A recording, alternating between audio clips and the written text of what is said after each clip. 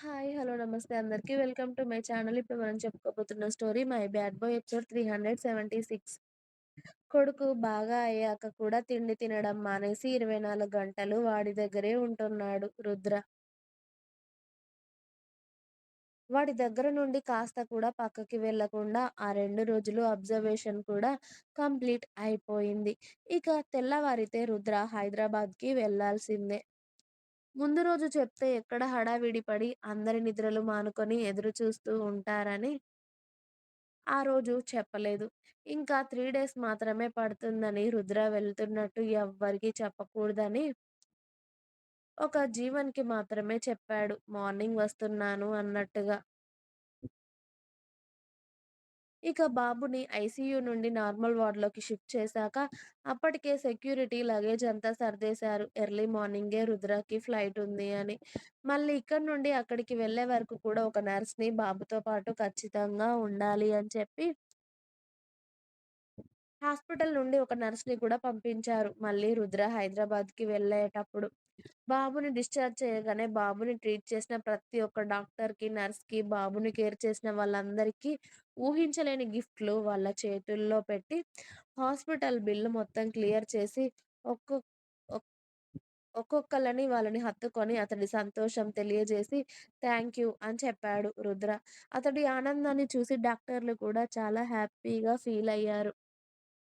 ఎంతోమంది ప్రాణాలను కాపాడుతూ ఉంటారు. వాళ్ళు ఒకవేళ ప్రాణాలు నిలబెట్టకపోతే, వాళ్ళు పెట్టే శాపనార్థాలు, తిట్లు భరించాల్సిందే. వాళ్ళ తప్పు లేకపోయినా. ప్రాణాలు కాపాడిన కొందరు వాళ్ళకు వాళ్ళ కర్తవ్యం వాళ్ళు నిర్వర్తించారు అంటారు. వాళ్ళ డ్యూటీ వాళ్ళు చేశారు అంటారే కానీ రుద్రలాగా ఇప్పటి వరకు ఎవరు రియాక్ట్ అవ్వలేదు. అందుకే బాబుని ట్రీట్ చేసిన డాక్టర్ వచ్చి రుద్రని హత్తుకొని, "ఇప్పటివరకు మీలాగా మమ్మల్ని ఎవరూ ఇలా అభినందించలేదు సార్. బాబు కోసం మీరు పెట్టిన ఎఫర్ట్స్ చూస్తూ ఉంటే నిజంగా మాకే చాలా హ్యాపీగా అనిపించింది. పైగా వాళ్ళ పేరెంట్స్ లేకుండా మీరొక్కరే 1 మంత్ పాటు కంటికి రెప్పలా ఎలా చూసుకున్నారో మేము కళ్ళారా చూసాం కదా! మేము కూడా కోరుకున్నాం సార్ బాబుకి ఏం కాకూడదు అని. ఆ దేవుడిని కోరుకుంటూ బాబుకి ట్రీట్మెంట్ చేశాం. బాబు 100 ఇయర్స్ పాటు చల్లగా ఉండాలి. వాళ్ళ పేరెంట్స్‌ని అడిగామని చెప్పండి సార్ అని బాబుని ఎలా కేర్ చేయాలి, ఎలా జాగ్రత్తగా చూసుకోవాలి అని మళ్ళీ చెప్పి వెళ్ళాక, ఒకసారి వాళ్ళ మదర్‌తో ఒకసారి మాట్లాడించండి సార్. ఎందుకంటే బాబు ఎక్కువగా మదర్ దగ్గరే ఉంటారు కాబట్టి కొన్ని ఆవిడకి చెప్తాను అన్నారు. షూర్. కంపల్సరీగా కాల్ చేయిస్తాను అని చెప్పి, వాళ్ళకి మనస్ఫూర్తిగా బాయ్ చెప్పి, రుద్ర బాబుని తీసుకొని ఫ్లైట్ ఎక్కేశాడు. డేట్ చేంజ్ అవ్వగానే. ఆ రోజు సాయంత్రం వరకు రుద్ర హైదరాబాద్‌లో ఉంటాడు. జీవన్‌కి మాత్రమే కాల్ చేసి వాడి ఎంట్రీ ఎంత గ్రాండ్‌గా ఉండాలో ప్లాన్ చేయించాడు. సారీరా! నిన్ను ఈ టైంలో ఇబ్బంది పెడుతున్నందుకు. నువ్వు సారిక దగ్గర ఉండాలి. కానీ ఎవరికీ చెప్పకూడదని నీకు చెప్తున్నాను అని రుద్ర నవ్వుతూ ఉంటే, మన మధ్యలోకి థాంక్స్‌లు సారీలేంట్రా. అయినా మీ చెల్లికి ఇంకొక వారం రోజులుందని చెప్పారులే డెలివరీకి. కాబట్టి తను బానే ఉంది. అయినా అమ్మ, నాన్న, అత్తయ్య, మావయ్య ఉన్నార్రా. అదేం ఫీలవ్వదు. అలాగే నేను కూడా ఫీలవ్వను. నువ్విలాంటి వేషాలు వేయకు ఇంకొకసారి నా దగ్గర అని చెప్పి ఇక జీవన్ రుద్ర వాళ్ళ ఇంటి దగ్గరికి వచ్చి బాబు ఎంట్రీ కోసం గేట్ దగ్గర నుండే డెకరేషన్ చేయిస్తూ, అప్పుడు రుద్ర అలాగే బాబు వస్తున్నాడు అన్న సంగతి చెప్పాడు. అసలు శ్రావణి కాలు నిలబడితే కదా ఇక బయటికి పరిగెత్తాలి అని చూస్తే, అమ్మ శ్రావణి బాలింతవి తల్లి నువ్వు. అలా వెళ్ళకూడదు. నీ కొడుకు వస్తున్నాడు కదా! ఇక సంతోషమేనా? బాబు బాగయ్యాడు అంటే కూడా చెప్తుంటే వినలేదు నువ్వు. ఇప్పుడు నీ కొడుకు వస్తాడు ఇంకా కొన్ని గంటల్లో. అప్పుడు తనివి తీరా చూద్దువు కానీ, బయటికి పరుగెత్తకూడదు నువ్వు. కావాలంటే ఇక్కడ కూర్చో అని కోడల్ని హాల్‌లో కూర్చోబెట్టారు మీనాక్షి గారు. కానీ శ్రావణి కళ్ళన్నీ గుమ్మం వైపే ఉన్నాయి. శౌర్య బయట పడడం లేదు. కానీ కొడుకు ఎప్పుడు వస్తే వాడిని గుండెలకు హత్తుకొని వాడిని తనివి తీరా చూడాలని అతడి వేగ అతడి గుండె వేగంగా కొట్టుకుంటుంది. వేద, ధీర, బాబు కూడా బయటికి వచ్చేశారు. వాళ్ళు కూడా బయటే ఉండి రుద్ర అలాగే బాబు ఎప్పుడు వస్తారా అని వెయిట్ చేస్తూ ఉంటారు. రోజు డాడీ ఎక్కడా అని రోజు పడుకునే అప్పుడు ఏడవడం ధీరా బాబు. ఇక రుద్రకి కాల్ చేసి డిస్టర్బ్ చేయడం ఇష్టం లేక రుద్ర వీడియోస్ ల్యాప్‌టాప్‌లో పెట్టిస్తే డాడీ అని చూడడం, ఆ వీడియో చూస్తూ కాసేపు వాడు ఆడుకోవడం, మాట్లాడుకోవడం, ఆ తర్వాత బజ్జుకోవడం. రుద్రనే ఎప్పుడైనా వీలైతే కాల్ చేశాడు. లేకపోతే లేదు. చరణ్, సమీర కూడా రుద్ర, బాబు వస్తున్నారని తెలిసి వెంటనే వాళ్ళ వర్క్ ముగించుకొని ఇంటికి వచ్చారు. అమ్మమ్మ, తాతయ్య, నానమ్మ, తాతయ్యలు కూడా వాళ్ళ ప్రాణం కొట్టుకుంటూ ఉంటుంది. బాబెప్పుడు వస్తాడా అని చెప్పి. ఇక మీనాక్షి గారికి కాలు, చెయ్యి ఆడకపోవడంతో సుధా గారే బాబుకు దిష్టి తీయాల్సిన కార్యక్రమాలన్నీ ఏర్పాటు చేస్తూ ఉంటారు. ఇక వేద వచ్చి శ్రావణి, "ఇప్పుడు బాబు వస్తున్నాడు కదా! ఇప్పుడు కూడా ఇలా ఏడుస్తారా ఎవరైనా?" అని ఆమె కన్నీళ్లు తుడిచి, "పద మన కొడుకు కోసం నీ రూమ్ అంతా డెకరేషన్ చేయాలి. వాడి కోసం ఉయ్యాల కూడా తెప్పించి పక్కకు పెట్టేశారు. పద వాడొస్తే ఎక్కడ పడుకుంటాడు?"